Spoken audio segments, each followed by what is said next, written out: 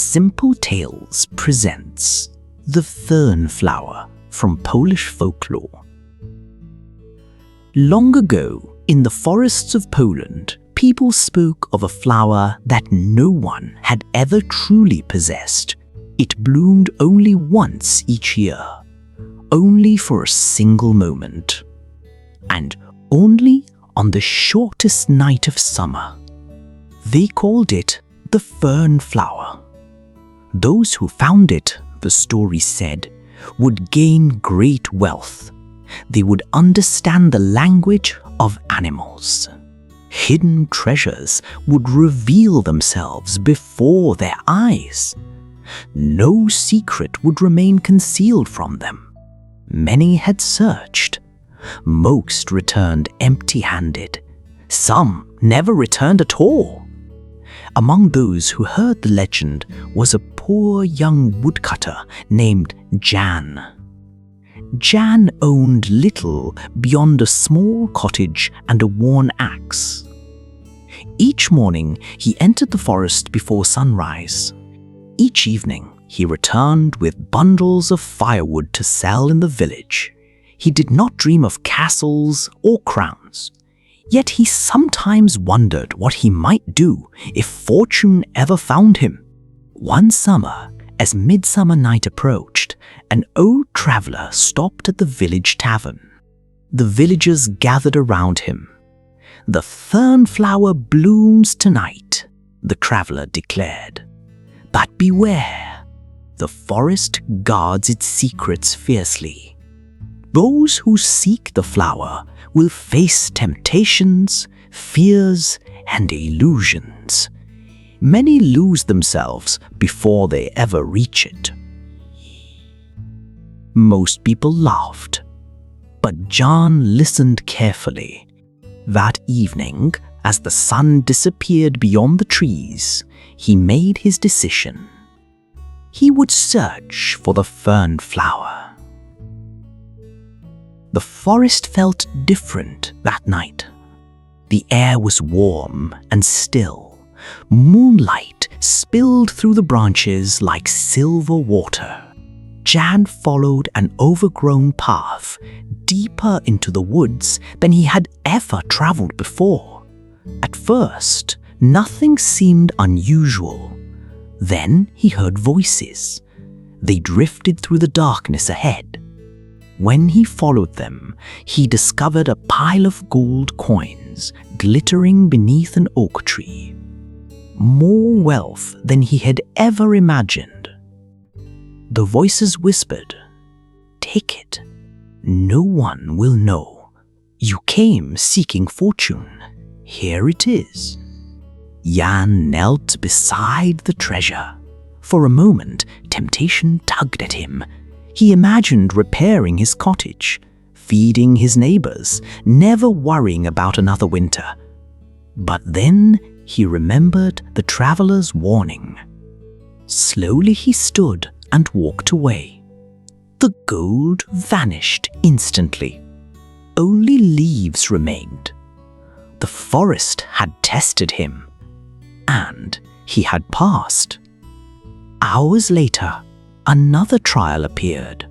This time, he heard his own name. "Jan, Jan, come home." The voice belonged to his mother.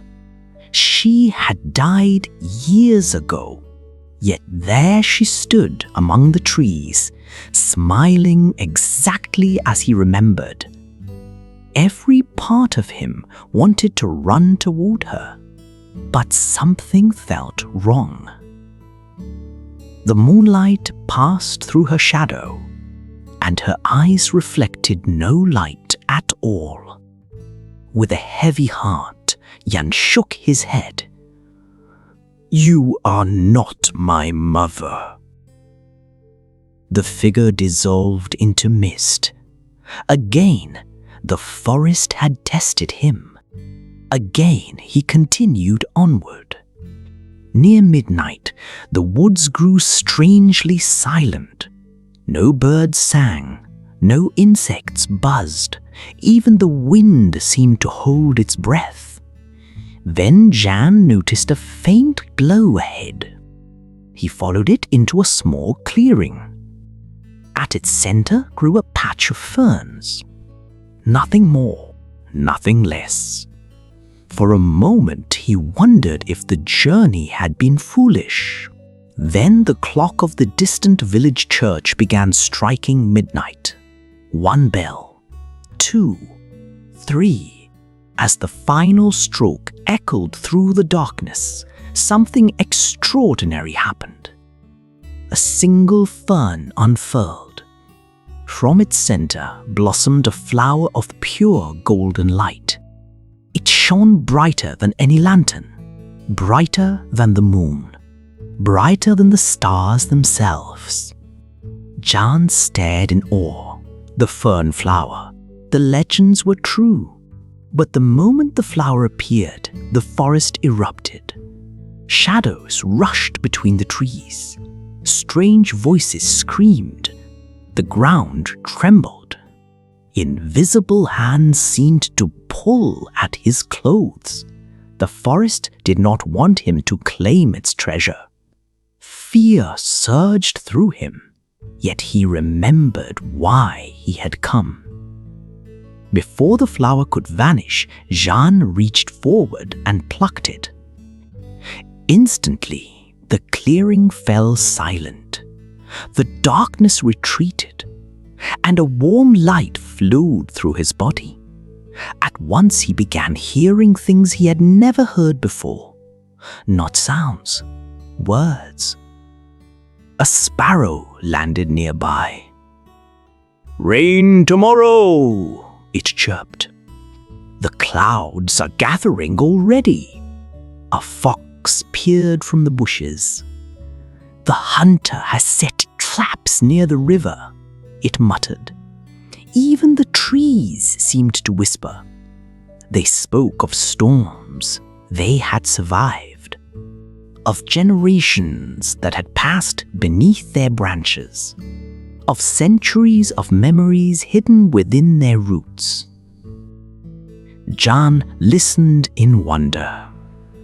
The flower had granted him its gift.